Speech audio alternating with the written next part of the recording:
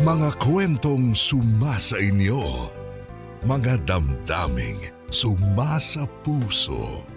Kasama si Tony Aquino.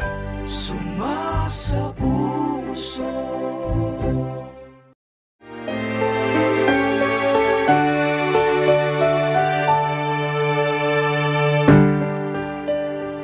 Tony, tawagin mo na lang akong Delilah. 40 anyos. Hindi talaga ako mahilig makinig ng radyo noon. Pero simula nang mapakinggan ko ang programa mo, unti-unti na akong nahumaling. May mga pagkakataon na napapahinto pa nga ako sa ginagawa ko dahil masyado akong nadadala sa bawat eksenang naririnig ko. Kaya naman naisipan ko na magpadala ng sulat sa iyo. Nagbabaka sakali na mapili mo ang aking kwento. Umaasa na makapagbibigay ito ng aral at inspirasyon sa mga tagapakinig mo. Tony, isa ako sa mga hindi pinalad sa pag-ibig. 20 anyos lang ako nung mabuntis ako ng kasintahan ko noon na si Manny. Maswerte na nga lang ako dahil isang semestre na lang ang kulang ko para makapagtapos sa pag-aaral. Kaya ayun, nagmarcha at umakyat ako sa entablado na nasa sinapupunan ko na ang aking anak na pinangalanan naming Annie. Sa loob ng 10 taon, tahasan kong sasabihin na hindi naging maganda ang buhay ko kasama si Manny.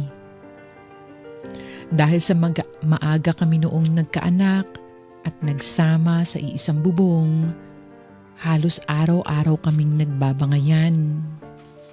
Away dito, sigawan doon.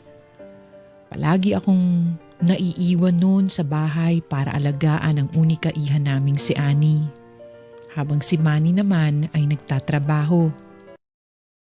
At dahil doon mas naging mulat ang mga mata ko sa mga kalokohang ginagawa ng kinakasama ko. Tony, ilang beses ko na noong nahuli na may babae si Manny. Sa tuwing nahuhuli ko siya, wala siyang ibang bukang bibig kundi patawarin mo ko. O di kaya, hindi ko na uulitin. Pero wala rin. Paulit-ulit pa rin niya akong niloloko. Hanggang isang araw, tuluyan na niya kaming iniwan ni Annie para sumama sa ibang babae. At magmula noon, mag-isa ko na lang itinaguyod ang nag-iisang prinsesa ng buhay ko. At dahil sa galing ko sa pagbebenta ng kung ano-anong mga produkto, pinasok ko ang mundo ng online selling. Nagbebenta ako ng mga damit, bag, sapatos at kung ano-ano pang mga abubot.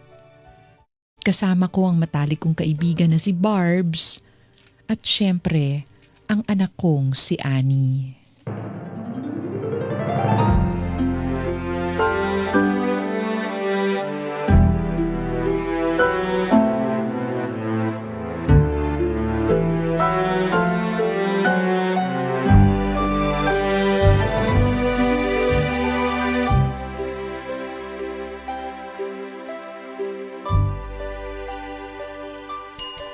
Okay mga mamshis, last item na po tayo. Polo color dress mga mamshis, cotton ng tela, tapos ang haba ay hanggang sa ibaba ng tuhod. O ayan, may 3 kulay po tayong available dito. Ang hawak ko ngayon ay black, tapos ito naman yung yellow. Available din po to sa medium at large. O bili na kayo mga mamshis. 290 pesos na lang po, o pamay na lang mga mamshis. Mamshi Catherine, imayin nyo na po to. Mamshi Mela, kunin mo na. 290 pesos na lang po. 290 pesos na lang po. Polo collar dress, mine lang po kayo. Okay. Mamshi Jenna, yellow, medium. Salamat, Mamshi Jenna. Pamay na lang mga mamshis. 290 pesos na lang po. Salamat, Mamshi Sandra. Paki-PM na lang po sa akin yung screenshots ng lahat ng nag-mine sa live natin ngayon. Doon na rin po tayo mag-uusap kung anong deliver or pick up na lang po ang gagawin natin, okay? Yes, so maraming salamat mga mamshis. Good night po. Oh, yes. Oh, good night po. Bukas ulit ha.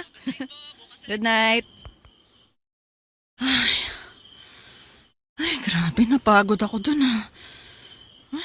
Natuyuan pa ako ng lalamunan. Nakainom nga muna ng tubig.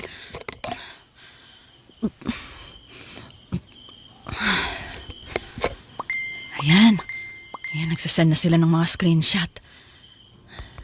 Lian, long sleeve blouse, white, medium. Tapos, Paula, cardigan, pink. Ma? Oh, Ani, anak. Ay, bakit gising ka pa? Mag-aalas 11 na ng gabi, oh. Katatapos ko lang po kasi mag-review dahil may oral recitation kami sa Monday. Ay, grabe ka naman, anak. Friday na ngayon, Monday pa pala yung recitation nyo, pero nag-review ko na agad ngayon. Para magaan na lang po yung gagawin ko sa linggo ng gabi. Kailangan mataas po yung makuha kong grado sa recitation namin kasi medyo bumaba yung quiz ko last week eh. Ay, mayos lang naman yun, anak.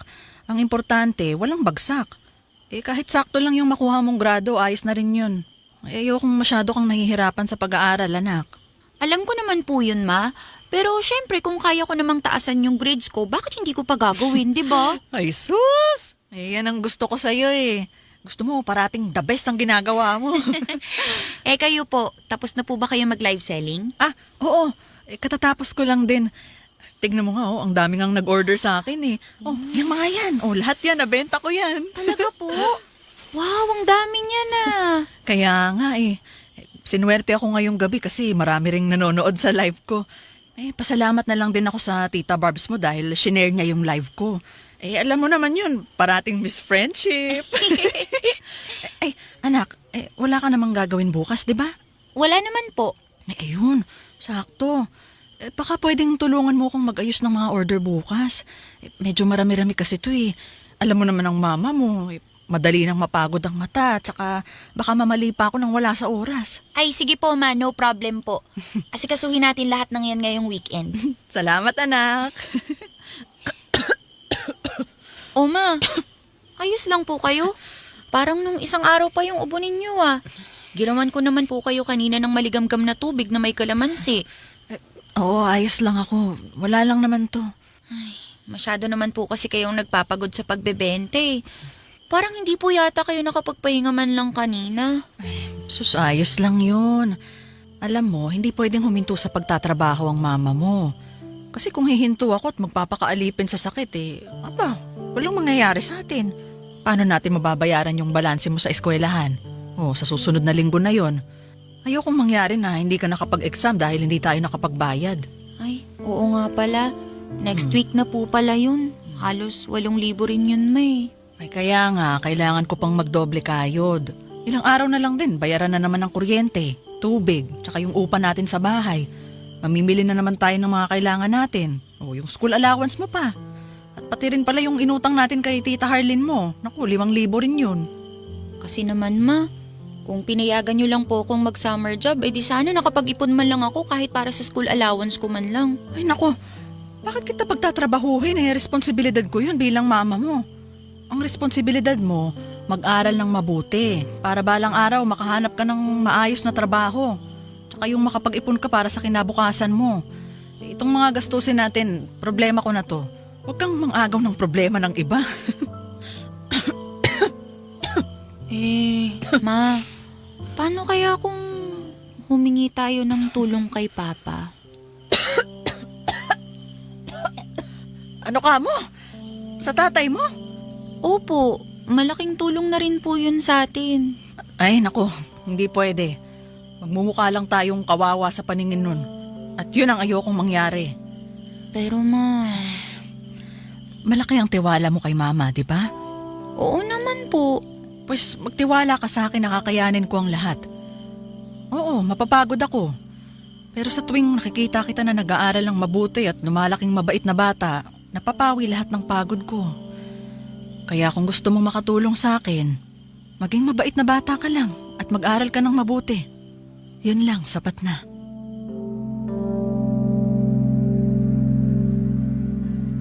Tony, 10 taong gulang lamang si Annie noong iniwang kami ni Manny para sa ibang babae. Marami siyang naging tanong sa akin tulad ng bakit kami iniwan ng tatay niya, bakit hindi na raw ito babalik, at ang pinakamasakit sa lahat, siya raw ba ang dahilan kung bakit nasira ang pamilya namin. Palaging nadudurog ang puso ko sa tuwing nakikita ko si Annie na naiinggit sa mga ibang bata na may kasamang nanay at tatay.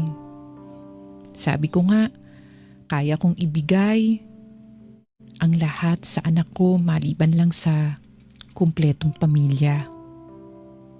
Noong mga panahon na yon, hindi pa ako masyadong nahihirapan sa pagpapalaki sa anak namin. Sa loob kasi ng 2 taon, hindi naman nagkulang si Manny sa pagbibigay ng sustento kay Annie pagkatapos naming maghiwalay.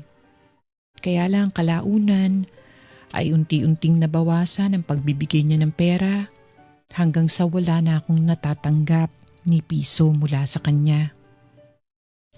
Tony, wala sa bokabularyo ko ang magmakaawa. Kaya nga noong nagdesisyon si Manny na iwan kami para sa babae niya, tinulungan ko pa siyang mag-impake ng mga damit niya. At nung huminto rin siya sa pagbibigay ng sustento, hindi ako nangulit. Sa halip, nagtrabaho ako ng mabuti sa pagiging call center agent at nang makaipon ng pampuhunan ay saka ako nag-online selling. At kasama sa pinasok kong hanap buhay, ang paminsan-minsan pakikipagkita sa mga buyers ko, lalo na kapag maramihan ang kanilang order. At palagi kong isinasama ang matalik kong kaibigan na si Barbs.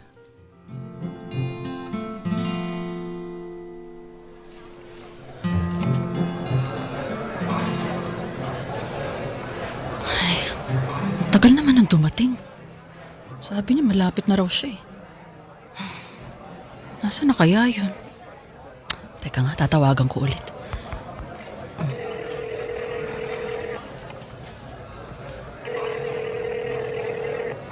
Hello? Miss Delilah? Hi, Sir Marcelo. Nandito na po ako sa restaurant na sinabi niyo po. Nasaan na po kayo? Naku, pasensya ka na ha. Malapit na ako. Nabutasan kasi ako kanina ng gulong. Kakatapos ko lang magpakabit. Ay, sige po, sir. No problem po. Ingat po kayo, ha. Sige, salamat. Bye. Buti na lang tinawagan ko siya. At least hindi ko agad nahusgahan na hindi marunong tumupad sa napag-usapang oras. Uy, Barbs, ano na?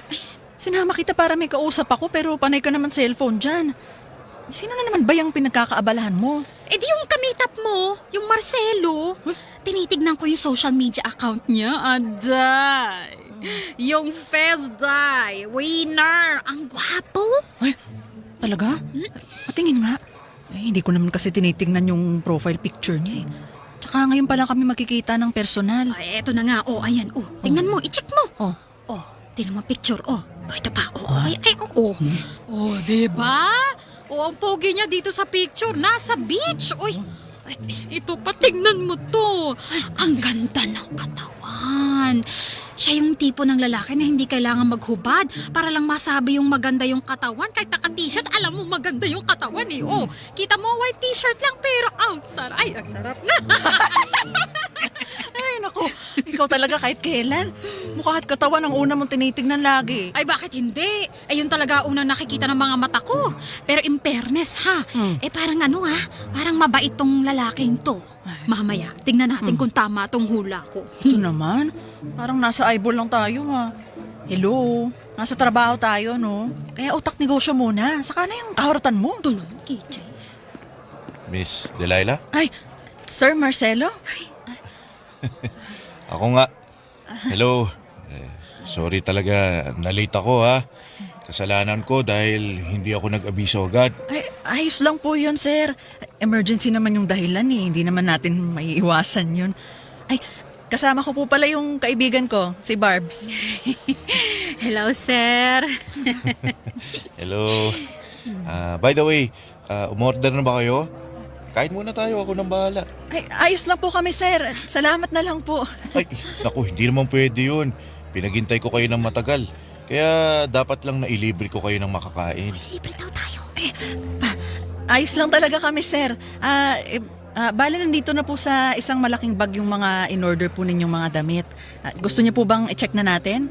Naku, wag na. Kasi matagal na rin akong bumibili sa'yo. At kahit isang beses, hindi ka naman nagkamali sa mga item. Sir, ang dami niyo naman pong in-order sa BFF ko. Para sa pamilya niyo po ba lahat yan? Kayo po ba may asawa at anak na? Hindi. Para sa mga pamangkin at kapatid ko yan. Malapit na kasi ang Pasko.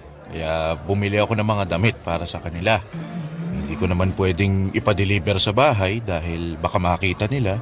Kaya ito, nakipagkita na lang ako para personal ko nang makuha. So single po kayo ano? Ang galante naman po pala, sir. Bale, sir, ito po yung resibo ninyo. Nandyan na rin po yung total. Money transfer po ba o cash po? Cash na lang. Pero, alam mo, mamaya na lang to, okay? Kasi nakokonsensya talaga akong pinaghintay ko kayo na matagal. Isang oras din yun. Hindi magandang impression yun sa inyo. Kaya please, hayaan nyo akong ilibre ko kayo ng makakain para makabawi naman ako. Hindi kasi ako matatahimik. Sige, sir. Kung mapilit po kayo. Salamat po sa pamimilit. Good. Mag-order na kayo ng kahit na anong gusto nyo. Tapos magre-restroom lang ako saglit, ha? Sige po. Sige po. Bakla!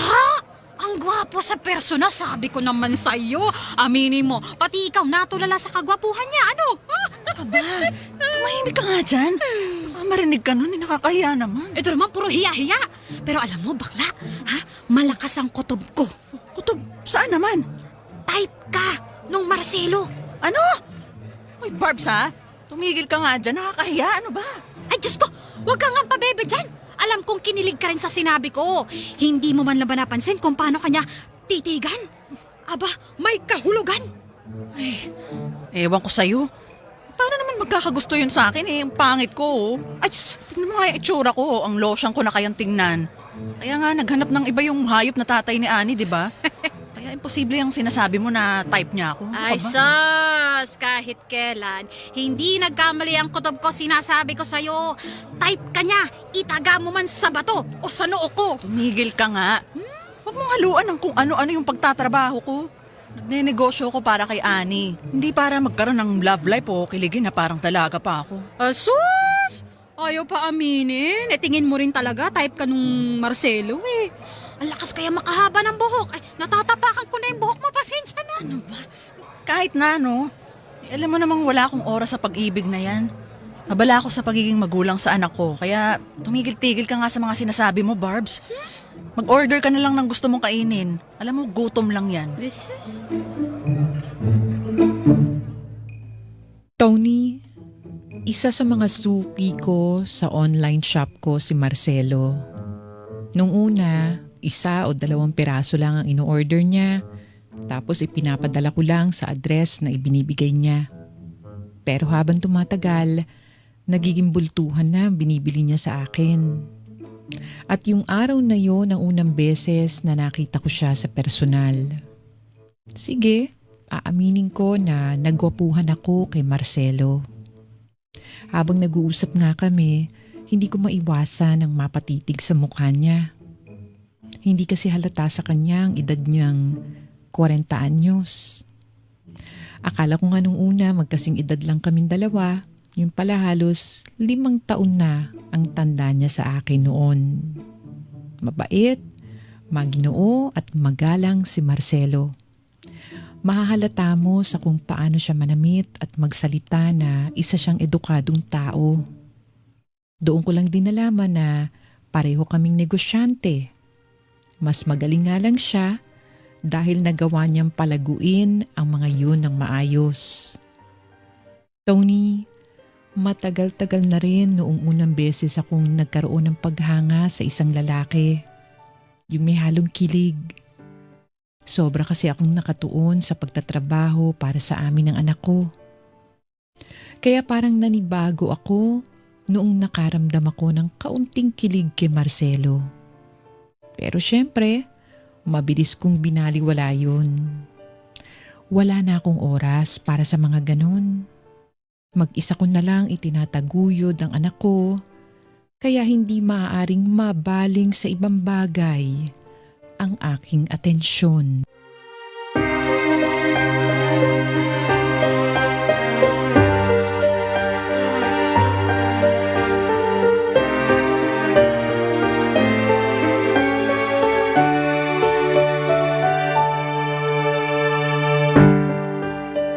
Tony, pagkatapos ng pagkikita namin yon ni Marcelo, naging madalas na ang pag-uusap namin sa chat. Nung una, tungkol sa negosyo. Nagtatanong lang siya kung paano ko raw nagagawa ang online selling. Saan daw ako nakakakuha ng mga ibinebenta kong mga damit. Magkano ang puhunan at kung ano-ano pa. Hanggang nauwi ang pag-uusap namin sa kwentuhan tungkol sa mga kanya-kanya naming buhay. Hindi ako pala kwento sa iba tungkol sa personal kong buhay.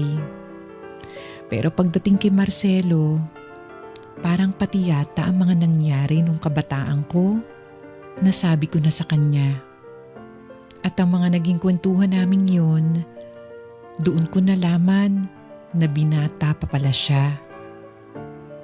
May mga nakarelasyon daw siya noon pero wala raw sa mga yun ang nakatuluyan niya. Na kahit sa edad niyang 40 anyos noon, umaasa pa rin siya na makakatagpo pa rin siya ng totoong pag-ibig. Tony, nagpatuloy ang pagiging malapit namin ni Marcelo sa isa't isa. Nung una, nagkikita kami para ibigay ang mga in-order niya sa akin.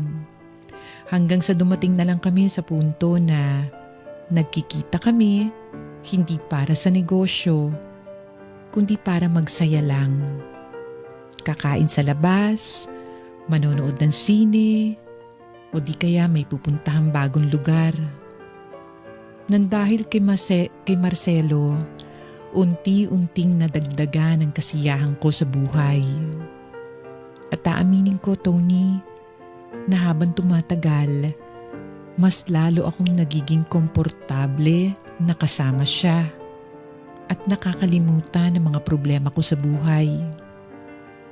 Tila natuto ako ulit na maging masaya at malaya. Pero syempre, agad din akong natatauhan na hindi ako dapat bumibigay sa mga kapritsyo ko. Dahil ang dapat ko lamang pagtuunan ng pansin ay ang aking anak na si Annie.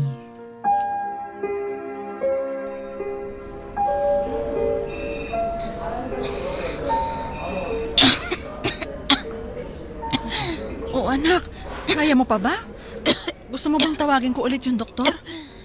Okay lang po ako, ma. Kailan po ba tayo uuwi? Ayoko na po dito. Gusto ko nang umuwi. Ikaw talaga. Hindi pa nga bumubuti yung kalagayan mo eh. Gusto mo na agad umuwi. Kailangan ka munang matignan ng maigi ng doktor para malaman natin kung paano ka gagaling. Pero ma, mahal pong ma-ospital. Mahihirapan na naman po kayo niyan. Hayaan mo lang ako, ha? Kayang-kaya ko yan. Ang mahalaga, gumaling ka. Yun lang ang dapat nating iniisip ngayon. Nakiusap lang ako sa Tita Barbs mo na tingnan yung presyo ng mga iba pang ipapagawa sa yung test tsaka yung gamot na rin. Hindi kasi kita maiwan dito eh. Sobrang nag-aalala ako sa'yo. Ma, Ano yun, anak? sorry po ha. Ha? Ay, sorry saan? Sorry po kasi imbis na nakakatulong ako sa mga iniisip niyo, nakadagdag pa po ako sa problema. Anak, hindi ka problema. Ha? At kahit kailan hindi ka magiging problema sa akin. Kaya huwag kang hihingi ng tawad dahil wala ka namang ginagawang masama. Basta ang gusto ko lang ngayon, nung magtulungan tayong dalawa, ha? Ako nang bahala dyan sa mga gastusin, tas ikaw naman, magpapagaling ka. Sumunod ka sa mga sinasabi ng doktor, tsaka huwag matigas ang ulo pagdating sa pag-inom ng gamot. Nagkakaintindihan ba tayo? Opo, ma. Oh, Tela! oh, Oh, ito na yung hinihingi mo. patingin nga ako. Oh. Ako, ang laki rin pala ng magagastos, no? Ano ba to? Laboratory test lang daw? Oo, iba pa yung gamot na ibibigay. Tapos syempre, yung bayad sa pagkaka-admit sa ospital. Sige, sige. Naku, paano yan? Malaki-laki yan. Paano mo gagawa ng paraan yan? Ako nang bahala. May naisip na akong paraan eh. Hindi ako sigurado dito pero wala naman akong ibang magagawa. Baka pwedeng ikaw muna magbantay kay Ani. Okay lang ba? Ano ka ba naman? Syempre. Sige na, ako na magbabantay sa kanya. Gawin mo na kung ano man yung kailangan mong gawin. Basta tawagan mo lang ako, ha? Oo, sige. Anak, alis muna si Mama ha. Si Tita Barbs mo muna yung bahala sa'yo. Babalik din ako agad. Ha? Sige po, ma. Ingat po kayo. Oh, salamat.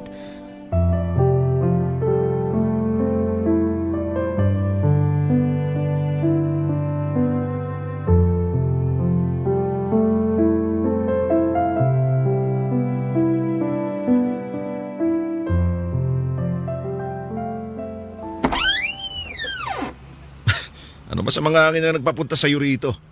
Halos 3 taon din tayo hindi nagkita. Mabuti naman at alam mong 3 taon na tayong hindi nagkikita. Sus, di ka pa rin nagbabago. Mataray ka pa rin. Paano mo nga pala ako nahanap? Eh, tinawagan ko yung ate mo. Sinabi niya kung saan ka nakatira. Kaya nandito ako ngayon sa harapan mo. Ah, ganun ba? Eh, ano bang kailangan mo? Eh, nasa ospital ngayon si Ani. Nagkaroon siya ng pneumonia at kailangan niyang sumailalim sa iba't ibang laboratory test tsaka gamutan. Didiretsohin na kita, Manny. Hindi ko kakayanin yung mga magagastos sa pagpapagamot doon sa bata. Kaya kung may natitira ka pang pagiging ama mo dyan sa puso mo at gusto mong bumawi sa anak mo, eh ito na yung tamang pagkakataon para gawin mo yun. Ano naman, wrong timing kayo. Wala akong pera ngayon. Ano? Oo. Wala ka bang pera? Oo. Paano naman nangyari yun? Di ba may trabaho ka naman? Huwag mong subukang magsinungaling sa akin dahil alam ko na may maayos kang trabaho ngayon. Wala. Natanggal ako sa trabaho. Kasalukuyan nga ako naghahanap ng bago eh. Eh di gumawa ka ng paraan para matulungan mo si Ani. Ano? Tatay ka nung bata. Ibig sabihin may responsibilidad ka rin sa kanya. Panindigan mo yun. Eh wala nga eh. Eh ano parang gagawin ko ha? Ano? Gusto mo ba ako magbenta ng droga? Atay? Ha? Para lang mabayaran ko yung mga pangangailangan ng anak mo? Anak natin. Sus. 3 taon akong hindi humingi sa'yo ng tulong. Ngayon lang dahil buhay na ni Ani yung nakasalalay dito. Oh, eh bakit hindi ka gumawa ng paraan? Ikaw yung nanay, di ba? Tsaka isa pa, nagawa mo nga buhayin nyo na mag-isa ng halos 3 taon. Di ba? Ngayon mo pa ako iistorbohin? Ibang klase ka rin ano. Mula noon hanggang ngayon, wala ka pa rin kakwenta-kwenta. Tigas ng mukha mo. Ikaw ang matigas ang muka. May pasabi-sabi ka pa nun na kaya mong buhayin si Ani at hindi mo ako kailangan. Tapos magpapakita ka sa akin ngayon para hingin ng tulong ko sa anak mo? O nasa na yung tapang mo ngayon ha? Ano, masarap bang kainin yung sarili mong salita? Dapat talaga hindi na ako nagpunta pa rito eh. Ano pa nga bang maaasahan ko sa isang katulad mo na puro pasarap lang naman ang alam sa buhay? Isang malaking pagkakamali na humingi ako ng tulong sa'yo. Pero alam mo, huwag kang mag-alala. Una't huling beses ko na tong gagawin. Ako na lang ang gagawa ng paraan para mabuhay ang anak ko dahil ang totoo naman talaga niyan, mas lalaki pa ako sa'yo sa pagiging responsableng magulang.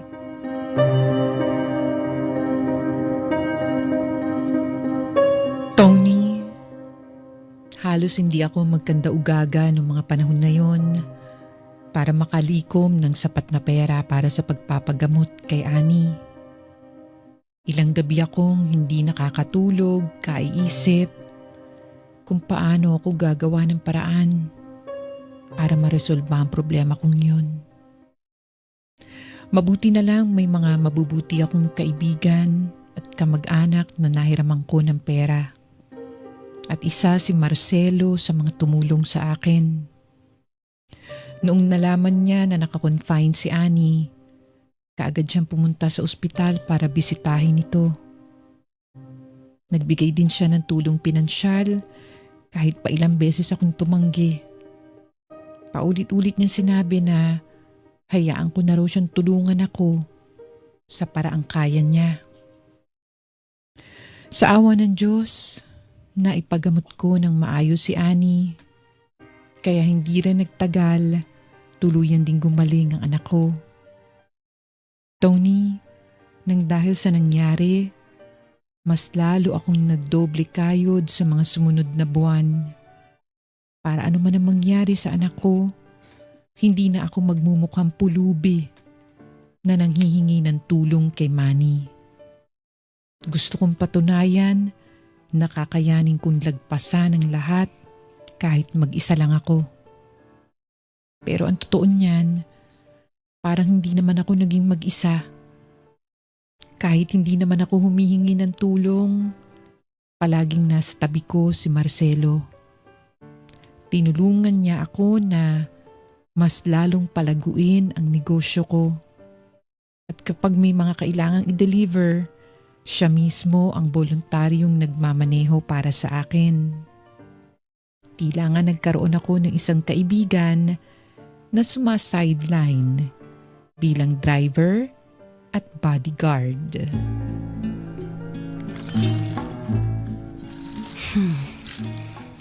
Ano kayong magandang suotin? Kung itong puti na lang kaya. Hindi, wag to. May mancha sa may manggas eh. Kung itong isa kaya. Red. Sakto, birthday ko ngayon eh. Pero, hindi kaya parang ang revealing naman ito. Bakla ka! Ay! Barbs naman eh. Alam mo namang magugulutin ako tapos ganun pa rin yung gagawin mo? Kanina ka pa kasi hawi ng mga damit dyan sa aparador mo. Ano bang meron at naghahanap ka ng, ano ba tawag dyan, best outfit? Wala. Lalabas lang ako. Oh, sino kasama mo? Kaibigan. Sino kaibigan? Basta kaibigan. Dami mo naman tanong eh. Ma, tumawag po si Tito Marcelo. Ang sabi po niya malapit na raw po siya rito. Sinagot ko na yung tawag kasi kanina pa ring nang ring yung phone mo eh. Yun naman pala. Ano pong meron? Ani, may bago ka ng daddy! Hoy, Barbs! Tumigil ka nga dyan. Anak, huwag kang magpapaniwala dyan sa tita mo, ha? Kilala mo naman yan eh. May taglay na kabaliwan yan eh. Nanliligaw po ba sa inyo si Tito Marcelo? Oo! Hindi, ah. Oo! Ano ba talaga? Oo o hindi? Hindi. Sa akin ka makinig, anak, ha? Dahil ako ang nanay mo. Huwag dyan sa tita Barbs mo. Ay, sus! Hindi, oo. Hindi pa. Pero siguro pagkatapos ng gabing to, super duper yes na ang sagot dyan. Tumahimik ka nga, Barbs. Papaluin kita ng hangir dyan eh. No. Ma, kung nanliligaw man sa'yo si Tito Marcelo, ayos lang naman po sa akin yun. Mabait naman si Tito eh, tsaka matagal ko na rin siyang kilala. Kaya alam ko pong mabuti siyang tao. Pero kung nai-inlove na kayo sa kanya, okay lang din po sa akin. Pak! Narinig mo anak mo! Tumigil nga kayong dalawa dyan. Nakakahiya kay Marcelo dahil pareho niyong nilalagyan ng mali siya yung kabaitan niya sa akin. At isa pa, hindi naman kami magde-date ngayon, no? Inaya lang niya akong kumain sa labas kasi nga birthday ko ngayon, di ba? At dahil tapos na rin naman tayong mag-celebrate kaninang tanghali, naisip ko na ayos lang naman siguro yun. Pero uulitin ko, ha? Hindi kami magde-date. Okay. Ay, naku, ewan ko sa inyong dalawa. Magsilabas na nga kayo ng kwarto ko. Aray ko naman. Bibihis na ako. Manula. Oh.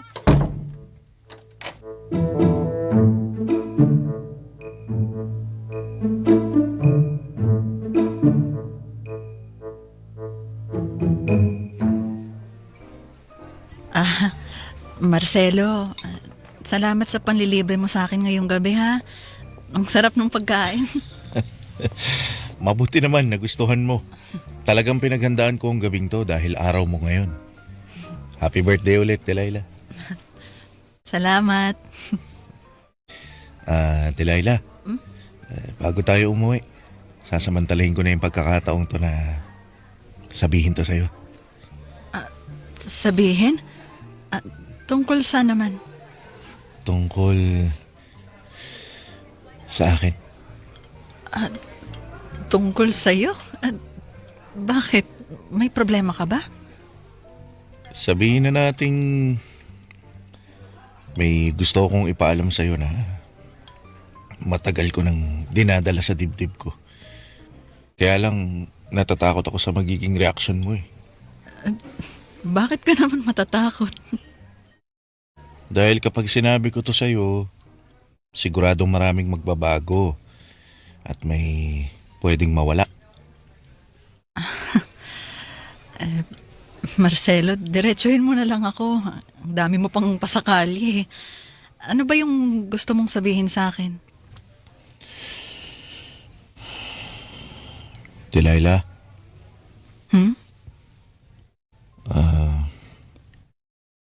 Ganito kasi. Ano nga? Sabihin mo na. Kanina mo pa ako binibitin eh. Kahit ano pa yan, handa akong makinig. Sige na. Mahal na kita.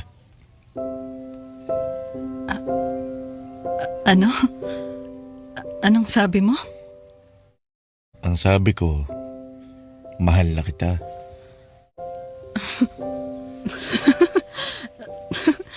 Okay. Nakuha mo ako sa joke na yun ha. Muntik na akong maniwala. Ano nga yung sasabihin mo? Totoo nga, mahal nga kita. Hindi ako nagbibiro. Tunay yung nararamdaman ko para sa'yo. Sa loob ng 2 taon ng pagkakaibigan natin, pilit kong kinalimutan yun dahil ayokong may magbago sa ating dalawa eh. Teka Marcelo. Sandali lang ha. Paanong... Seryoso ka ba talaga sa sinasabi mo? O ang mas dapat kong itanong alam mo ba yung sinasabi mo? Oo, alam ko at sigurado ako. Hindi ko na kaya magkunwari na hanggang sa pagkakaibigan lang ang nararamdaman ko para sa'yo, Delilah. Dahil habang tumatagal, mas lalong lumalalim yung pagmamahal ko. Mas lalong tumitindi ang kagustuhan ko na makuha ang puso mo. Pero, bakit ako? Bakit naman hindi? Alam ko na nagulat at naguguluhan ka pa rin hanggang ngayon. Pero sana bigyan mo ako ng pagkakataon na patunayan sa iyo ang sarili ko. Hindi bilang isang kaibigan, kundi bilang isang lalaking nagmamahal sa iyo ng sobra. Pero, Marcelo, may anak na ako. Hindi naman ako maganda o mayaman. Wala akong maibibigay sa'yo dahil abala pa ako sa pagbibigay ng magandang buhay para sa nag-iisa kong anak. Alam ko naman. At naiintindihan ko yun. Yun naman pala eh. Kaya bakit ka nagtatapat ngayon kung alam mong wala ka rin namang mapapala sa akin? Dahil ayokong magsisi sa huli na wala akong ginawa para ipaglaban ang nararamdaman ko para sa'yo. Na hindi ko sinubukan. Ayokong magkaroon ng maraming paano ang buhay ko. Kaya naglakas loob na ako na gawin ito. Pero... Isang pagkakataon lang ang hinihingi ko sa'yo, Delilah. Isa lang, para patunayan ko sa sarili ko. Ipaparamdam ko kung gaano kita kamahal. At kung hindi man yun maging sapat, tatanggapin ko. Tatanggapin ko yun ng buong puso. Hindi kita kukulitin. Hindi ako magagalit. Basta, isang pagkakataon lang, Delilah. Isa lang.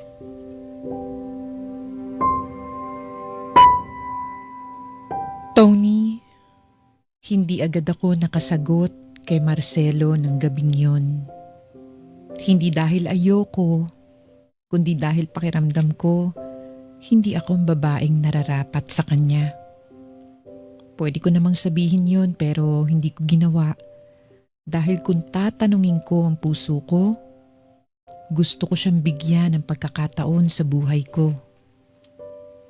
Sa dami ng hirap at sakit na naranasan ko, gusto ko pa rin palang maging masaya pagdating sa pag-ibig. Nang dahil kay Marcelo, bigla akong pinangarap na muling magmahal at mahalin ng totoo. Na maranasang may mag-alaga at magprotekta sa akin.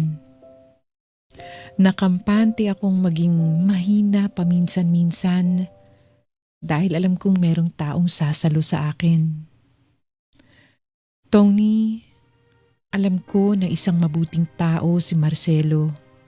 Mapagmahal at maalaga. At kung sakaling bibigyan ko nga siya ng pagkakataon, sigurado akong hindi niya yun sasayangin. Ang tanong ko nga lang sa sarili ko, handa na ba talaga akong muling magmahal? Kaya ko na nga bang magtiwala ulit?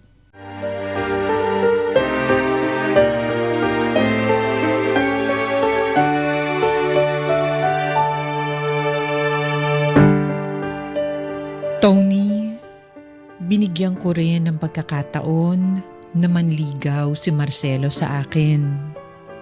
Natutuwa naman ako dahil hindi lang ako niligawan niya, pati ang anak kong si Annie. Sa tuwing pumupunta siya sa bahay, palagi siyang may dalang pasalubong para sa aming mag-ina. May mga pagkakataon pa nga na nagbibigay siya ng mga regalo kay Annie, tulad ng bag na pwedeng gamitin sa eskwelahan, pati na sapatos at wallet. Ilang beses ko na siyang sinasabihan na hindi naman niya kailangan gawin yon. Pero palagi niya sinasabi sa akin na parang tunay na anak na raw ang turing niya kay Annie. At para sa isang ina na tulad ko, sobrang nakakataba ng puso na makarinig ng ganon. Yun lang naman ang hiling ko noon pa lang, na kung sakaling may bagong pag-ibig na darating sa akin, sana magawa rin itong mahalin si Annie. Dahil, kumbaga, buy one take one na kami. Kung kaya mo akong mahalin at tanggapin, dapat ganun ka rin sa anak ko. At nagpapasalamat ako dahil yun ang mismong ginagawa ni Marcelo para patunayan sa akin kung gaano siya kaseryoso. Yun nga lang, Tony, nalimutan ko na may iba pa palang parte ng buhay ko ang hindi perpekto. At numero 1 doon ang aking nakaraan, na sa tuwina ay pinapaalala sa akin ang mga pagkukulang ko.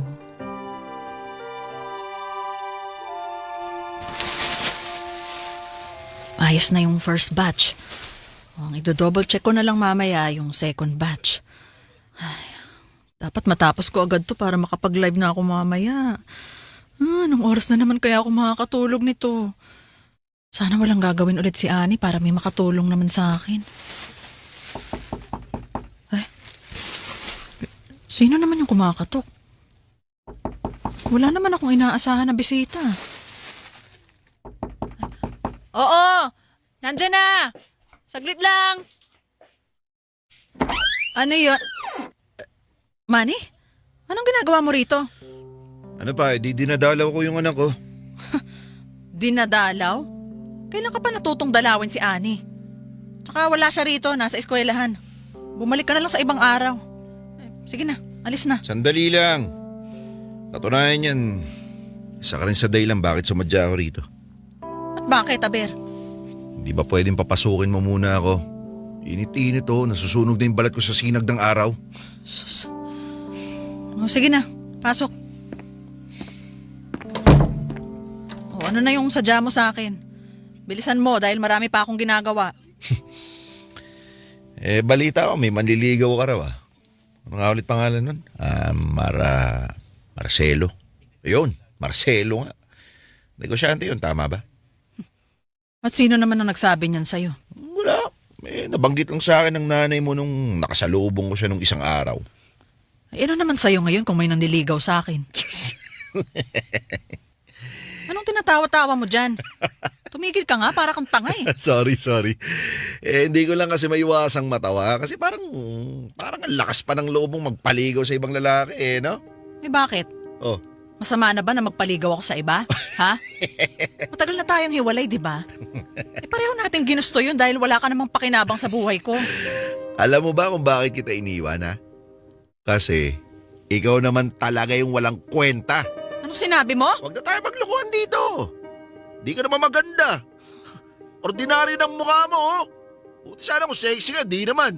Kaya nga nung naghiwalay tayo, nagtaka ako sa sarili ko kung bakit ako nagkagusto sa'yo. Tapos nagkaanak pa tayo. Wow! Nagsalita ang gwapo.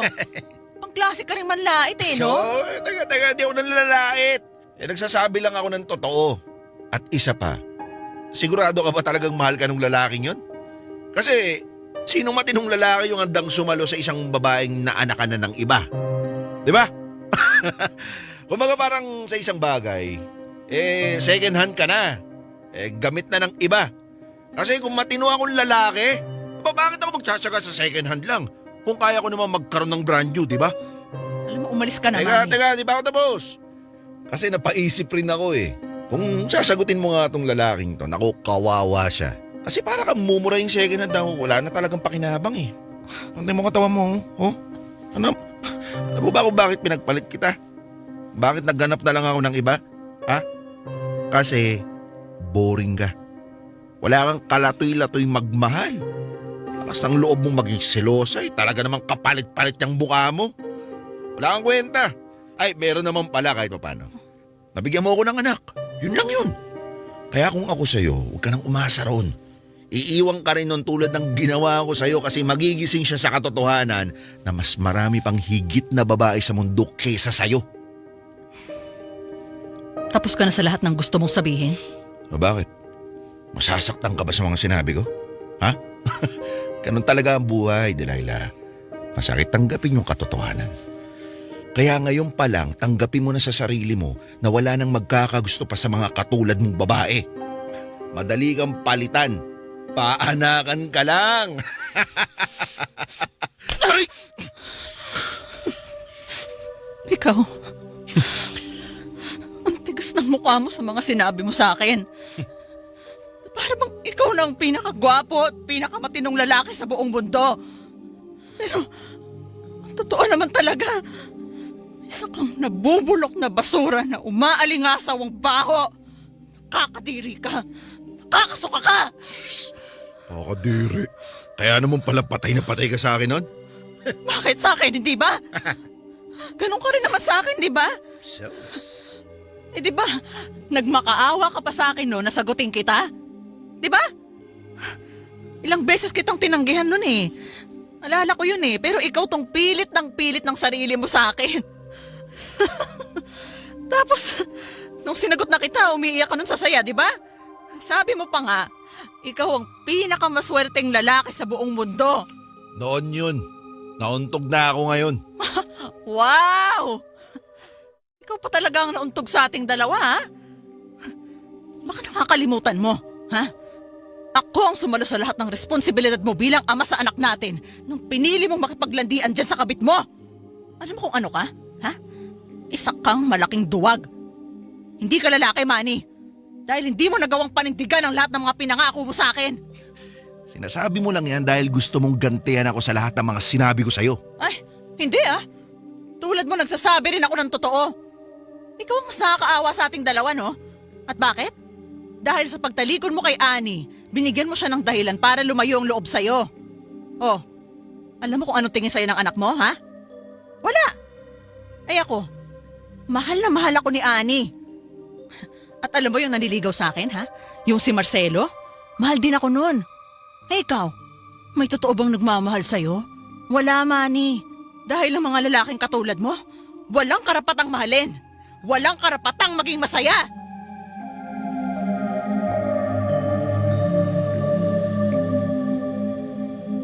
Tony, nagtataka Tapang-tapangan man ako sa harap ni Manny. Pero aaminin ko na sobrang naapektuhan ako sa lahat ng mga sinabi niya. Parang bumalik sa akin ang mga naramdaman ko noong mga panahon na ng babae siya.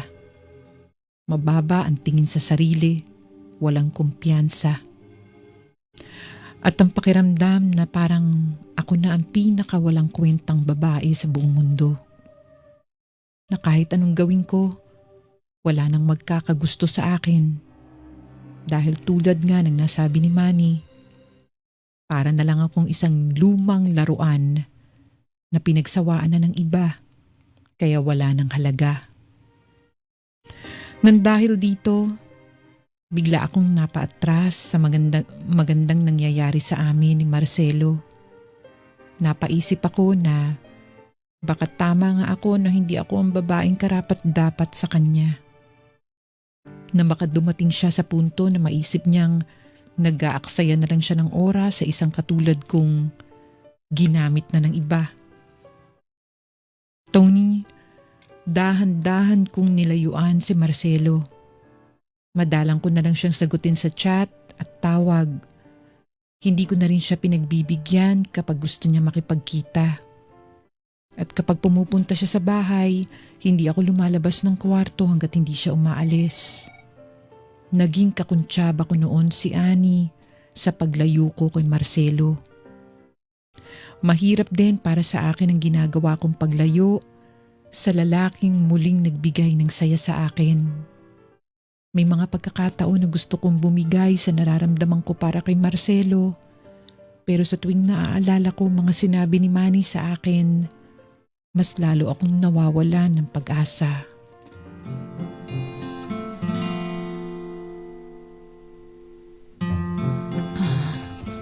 Pahingi na lang po ng home address at phone number for delivery details. 650 po lahat. Paki-screenshot na lang po yung resibo. Salamat po. Ayan. Ay, ilan pa ba yung nandito sa akin? Ay, 2 na lang pala. Ay, salamat. Makakapagpahinga na rin ako sa wakas. Delilah! Oh, bakit? Ay, busy ka ba? Medyo. Bakit? Magpapasama ka na naman sa salon? O hindi kaya dumating yung araw na makalbo ka na dahil kakapaayos mo ng buhok mo dyan? To naman, judger agad. Parang tinatanong ko lang kung busy ka eh. Eh, bakit nga kasi? Ano kasi, may ano, May ano? may bisita ka. Sino naman? Eh di sino pa? Eh di kundi si Papa Marcelo mo. Nandun sa sala, hinihintay ka. Ano? Eh, bakit mo naman pinapasok? Iniiwasan ko nga yun, diba? Kilala mo naman ako. Mahina ang kontrol ko sa mga gwapo. Kaya pinapasok ko na. Eh, ang sabi gusto ko raw makausap. Eh, sabihin mo busy ako. Di kaya tulog na lang pala. Pagod, hindi pwedeng gisingin, ganun. Bawal. Kasi nagagalit ako kapag iniistorbo yung tulog ko, ganun. Eh, basta, ikaw nang bahala magdahilan. Gagawin mo pa akong sinungaling? Eh, kung harapin mo na lang kaya Ayoko. Ano bang inaarte-arte mo dyan, ha? Hoy, huwag kang masyadong pabebe. Aba yung lalaki na gumagawa ng paraan para ayusin kung ano mang nangyayari sa inyo. Tapos ikaw pa tong umaayaw? Ay, basta. Ayoko siyang harapin. Ay hindi, magtigil ka. Tumayo ka dyan. Tumayo ka dyan. Harapin mo si Marcelo. Pumunta siya rito ng maayos. Pwes, harapin mo siya ng maayos. Ay, ayaw mo talaga, ha? Tumayo ka dyan. Bilisan mo. Wag kang pakupat-kupat tayo na. Harapin mo na. Dali lang. Aray, Barbs naman, ano ba? pagod ako sa'yo. Harapin mo na. Sige na. Sayang ang totoong pag-ibig dahil sinasabi ko sa'yo. Nasa harapan mo na, inaayawan mo pa. Gusto mo bang magsisi sa bandang huli, ha? Ayaw mo naman ng gano'n, di ba? Kaya sige na. Harapin mo na. Halika dito. Ay! Katulak ka naman. Oo na, ito na. Dali mo. Oo na.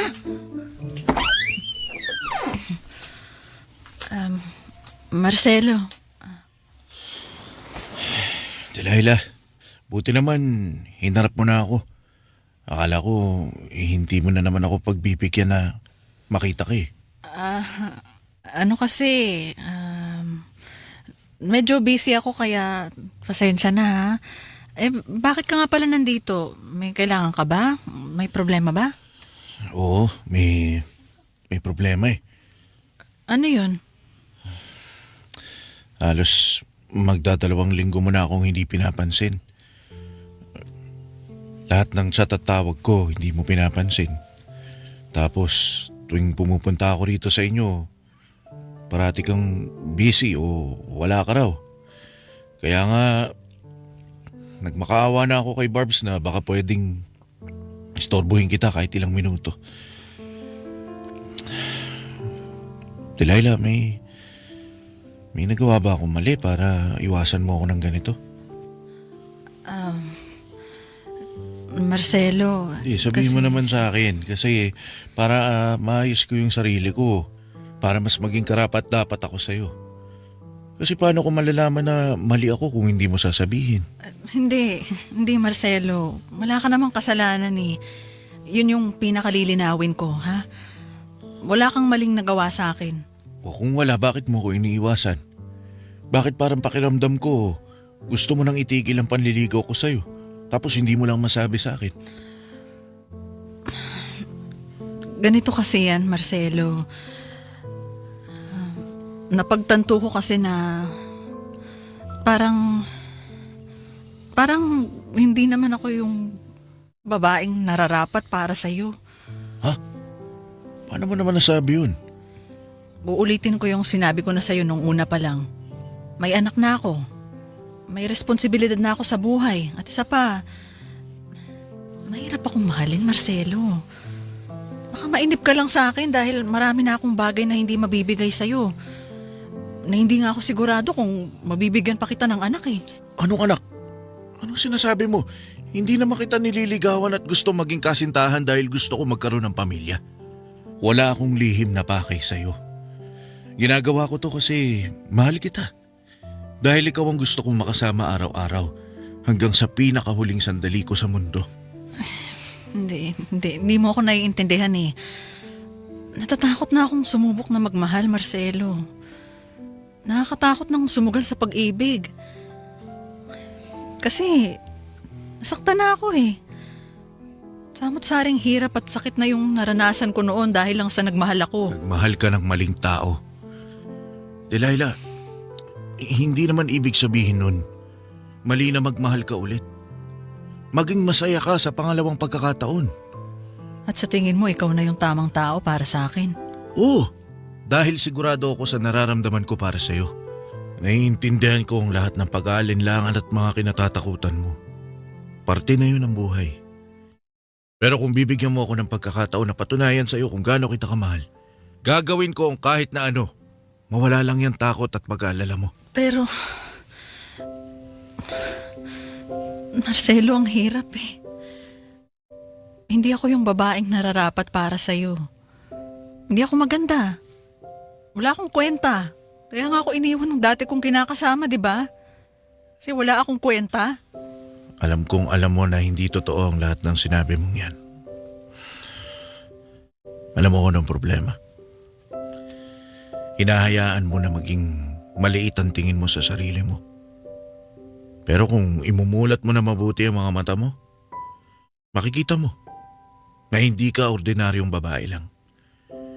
Ikaw yung tipo ng taong masarap mahalin, masayahin, alagaan, at dapat protektahan. Hayaan mo naman sana akong iparamdam yun sa'yo. Hayaan mo ang sarili mong maging masaya sa pagkakataong ito. Tony, sa huli, hinayaan ko na rin ang sarili ko na magmahal ulit. At isa yun sa pinakatamang desisyong nagawa ko sa buhay ko. Siyempre ang anak ko ang pinaka naging masaya para sa akin. Totoo nga ang sinasabi nila, ang mga taong nabigo ay hindi habang buhay magiging bigo. At ang mga nasaktan ay hindi palaging makakaramdam ng sakit. Dahil heto ako ngayon, natupad pa rin ang pangarap na magkaroon ng masayang pamilya. Hanggang dito na lang at salamat sa pakikinig sa aking kwento. Sumasa Puso, Delilah. Sumasa Puso sa Super Radio DZBB. Kasama si Tony Aquino. Sumasa puso.